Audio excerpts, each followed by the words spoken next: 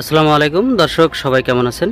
দেশে প্রবাসে যে যেখান থেকে দেখছেন, আমাদের এই স্পিরুলিনা চাষের যে হাউসটি আমরা করেছি 20,000 লিটার, এটা ব্রাক নিজস্ব অর্থায়নে করেছে দাসুরিয়াতে, পাবনার দাসুরিয়ায় ওনাদের যে অফিস, সেই অফিসের ওপরেই আমরা মূলত এই স্পিরুলিনা চাষের এই এত সুন্দর হাউসটি এখানে করেছি।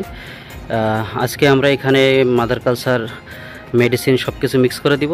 তার আগে একটা ভিডিও আমরা করে রাখলাম, যে অনেকে দেখতে চাইবে হাউস কিভাবে প্রস্তুত হচ্ছে।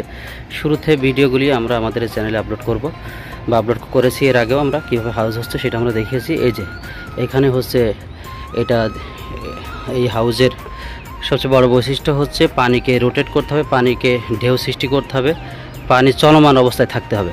এর জন্য এই যে এখানে পাখা তৈরি করা হয়েছে, এই যে এখানে গিয়ার মোটর সেট করা হয়েছে, এই যে গিয়ার মোটর দিয়ে তারপরে এই যে এখানে পাখা তৈরি করা হয়েছে। এটা যখন পানি থাকবে তখন এটা সুন্দর করে চলতে থাকবে, যখন চলবে তখন এটা পানি ঢেউ সৃষ্টি হবে। এই যে আমাদের হাউস রেডি হয়ে গেছে। ইনশাল্লাহ আগামী মাস থেকেই আমরা স্পিরুলিনা এখান থেকে হারভেস্ট করতে পারবো।